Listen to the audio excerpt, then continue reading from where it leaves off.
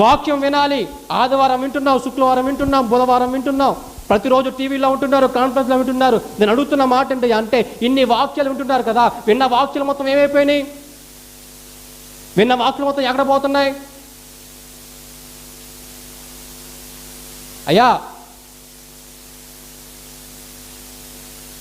బెస్లేల్ ఎవరో మీకు తెలుసా? దెబోరా మీకు తెలుసా అండి? హానోక్ అంటే మీకు తెలుసా?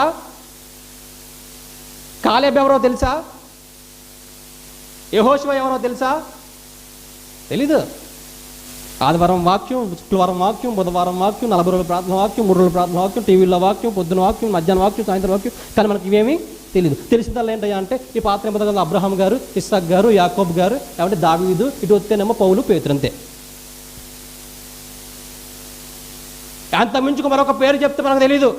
తెల్లముఖం మీద చూస్తమే. కానీ వాక్యం మటుకి ఆదివారం వాక్యం, శుక్రవారం వాక్యం, బుధవారం వాక్యం, మధ్యాహ్నం వాక్యం, పొద్దున వాక్యం, సాయంత్రం వాక్యం, అన్ని వాక్యాలే. కానీ 90% మంది విడిగా వాక్యం ఏమైపోతున్నాయండి వాక్యాలన్నీ. సుమారు లెక్కేసుకుంటే ఏమండి, సంవత్సరానికి ఒక 1000 వాక్యాలు అయితే నీకు 1000 మంది తెలుసా? నీకు పట్టుమని 10 మంది తెలియదు బైబిల్లో.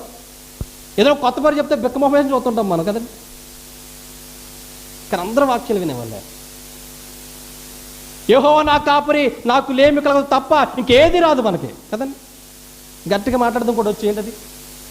ఆది యందు వాక్యం ఉండను, వాక్యము దేవుని యొద్ద ఉండను, వాక్యమే దేవుడై ఉండాలి. అది ఉండే ఇంకేం రా.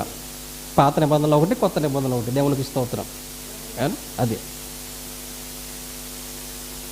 విన్నయన్నీ ఏమైపోతున్నాయండి? ఇంకా దౌర్భాగ్యమైన విషయం చెప్పమంటారా? చాలామంది క్రైస్తవులకి యేసు ప్రభు వారి గురించి కూడా పూర్తిగా తెలీదు. తెలిసిందల్లా ఒకటే, ఆయన పశువుల పాకలో పుట్టాడు, సిలువలో చచ్చిపోయాడు. లేదు లేదు లేదు పాస్టర్, మాకు ఇంకో విషయం తెలుసు, ఆయన 3వ దినాన్ని తిరిగి లేచాడు. తెలుసా మా విషయం? నీకు నిండా వందనాలు. ఇన్ని వాక్యాలు వింటున్నావు కదా, విన్నదంతా ఏమైపోతుందండి? విన్నదంతా ఏడకపోతుంది?